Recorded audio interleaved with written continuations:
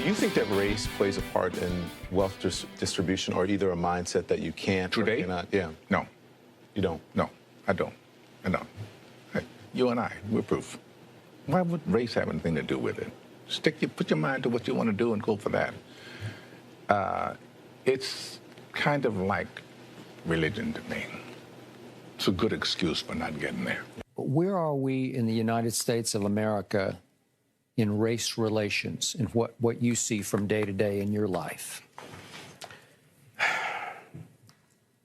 Skip, they wouldn't want to ask me that. They wouldn't want my answer to represent it because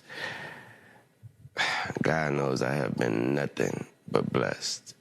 My whole path, these 33 years have been nothing but a blessing. I have never, and never is a strong word, I've never dealt with racism, and I'm glad I didn't have to. There is a class of colored people who make a business of keeping the troubles, the wrongs, and the hardships of the Negro race before the public. Some of these people do not want the Negro to lose his grievances because they do not want to lose their jobs.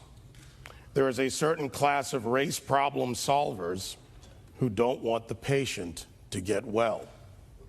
That was said by Booker T. Washington. How are we going to get rid of racism until... Stop talking about it.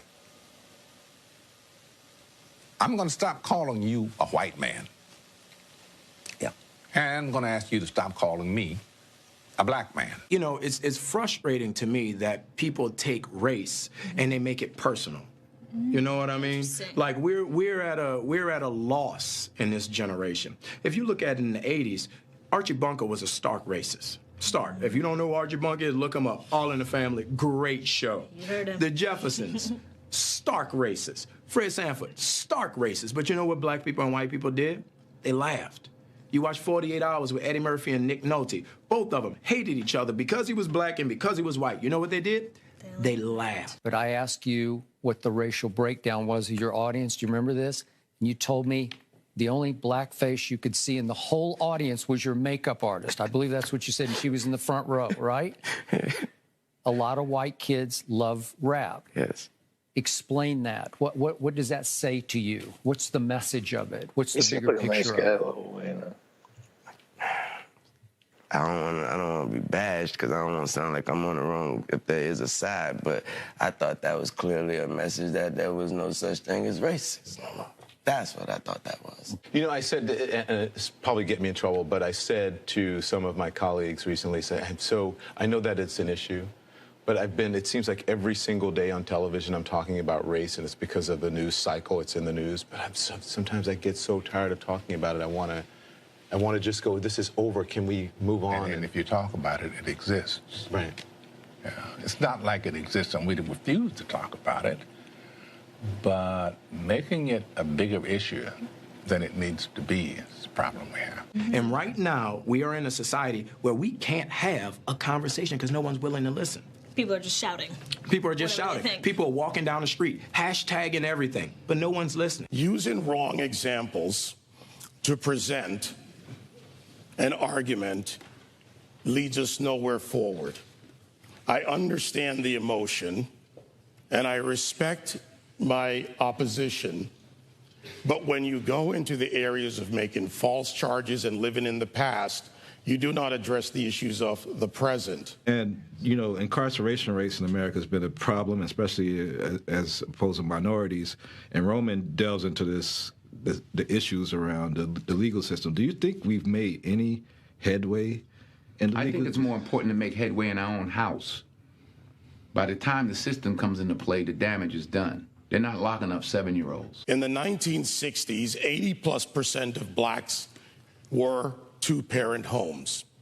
Today, that is reversed completely the other way. I was in Chicago a couple of 3-4 weeks ago, and we saw these little kids on bikes with masks on the side of their head, like 5 or 6 of them. And the driver said, yeah, they're little yummies. I said, who? He said, little yummies. Look up, Google Lil Yummy. Lil Yummy was an 11-year-old murderer. Wow. When you look at his picture, you'll see the headshot of him, and he's like this. And he got murdered at 11 by a 14-year-old. Wow. Who's doing life now, and a 16-year-old. That makes no sense. You blame the system.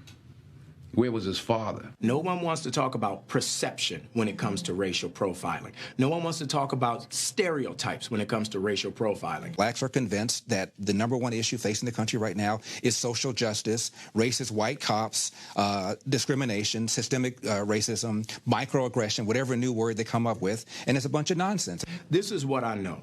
I'm a certified scuba diver. My first day of class, they told me this. When you're in shark-infested waters, everything in that water is considered a threat until proven otherwise. If it's a guppy, it could be a shark until you know it's a guppy. And I think as black men, we need to realize we're in shark-infested waters. And if we don't sit our young men down and we don't talk to them about perception, and we don't talk to them about stereotypes, we're doing them a huge disservice. It starts in the house. It starts in the home. And yeah, well, my father got locked up. Well, where was his father? Yeah. You know, like I did talk about my 3 closest friends, and they did, 15 to 25. One did 28, this and that. I was the only one of the 3 that had a father in my life, even though my parents were together. But I still had a father who was a gentle man and a good example, and they didn't. We can blame the system if we want, but they didn't lock any of us up at 7. Yeah. We were all doing enough to get locked up. At 13, my parents sent me in another direction. They didn't have anybody to help them, and they kept doing what they was doing, and the system got them. So I don't, the system is rigged, but why? All the more reason not to help it. The #1 problem domestically facing this country is a breakdown of the family. And President Obama said it. I didn't. A black kid, or a kid, not just a black kid, a kid raised without a dad is 5 times more likely to be poor and commit crimes, 9 times more likely to drop out of school, and 20 times more likely to end up in jail. So you're far more likely to end up in jail without having a dad than you are because of a white racist cop. Prime example, I got pulled over by the police, come over to my window, flash his light in my face, hand on my pistol. I can handle that 2 ways. I can start yelling and screaming and tell him he a racist and he don't know me. You're doing this wrong. Or I can say, yes, officer, no, officer, or we done, officer. And both of them are going to have drastically different outcomes. Half the homicides in this country are committed by and against black people. Last year, there were 14,000 homicides. Not talking about suicides. I'm talking about homicides. Half of them were black. 96% of them black on black of that 7,000. Where's the Black Lives Matter people on that? What happens with young black men, everything is susceptible to the question of your manhood. And what's going on in these streets ain't got nothing to do with my manhood. Interesting. If I'm gonna fight a police, I'm gonna fight him in a controlled environment, a court of law. I'm not gonna fight him on the streets. In Baltimore, where Freddie Gray was killed, Freddie Gray died in a van. I shouldn't say was killed, died in a van. Yeah. You have a city that's 45% black. City council is 100% Democrat. The majority of city council is black. The top cop at the time was black. The #2 cop was black. The majority of the command staff is black. The mayor is black. The AG is black. And yet here we are talking about racism. I mean, it's absurd. All cops aren't bad cops. 99% of cops are really good dudes and women. 99% of the people I've met that are cops are dope. I have a lot of friends that are cops. But that 1%, that's the problem. And you want to give yourself every opportunity not to end up a statistic. 965 people were shot by cops last year and killed. 4% of them were white cops shooting unarmed blacks. In Chicago in 2011, 21 people were shot and killed by cops. In 2015, there were 7. In Chicago, which is a third black, a third white, and a third Hispanic, 70% of the homicides are black on black. About 40 per month, almost 500 per year last year in Chicago, and 75% of them are unsolved. Where is the Black Lives Matter on that? The idea that a racist white cop and shooting unarmed black people is a peril to black people is BS. Black History Month you find Ridiculous. why? You're going to relegate my history to a month? Oh, come on. What do you do with yours? Which month is White History Month? No, well, come on, tell me. Well, I'm Jewish. Okay, which month is Jewish History Month? There isn't one. Oh, why not? Yeah. Do you want one? No. I don't either. I don't want a Black History Month. Black history is American history. Abraham Lincoln, as my colleague said, fought a war to preserve the Union. That republic allowed for the people of the United States, under our Constitution, to amend it, therefore removing slavery, and then moving forward to the Voting and Civil Rights Act, and also the suffrage movement for women. At the same time, and you would say it as strong as anyone, it's no excuse for them bombing and destroying your own neighborhood. And burning down wherever it's happening. Burning down storefronts and stores that people with mobs is how they get turned into that. Yeah. What's to be gained? You know, you stop for one split second to think. Burning and looting doesn't help you in any way. I understand y'all upset, but like it was already said, I doubt y'all and y'all half as upset as I am. So if I'm not over here wilding out, if I'm not over here blowing up stuff, if I'm not over here messing up my community, come on, then what are y'all doing? I will always continue to say that riots are socially destructive and self-defeating.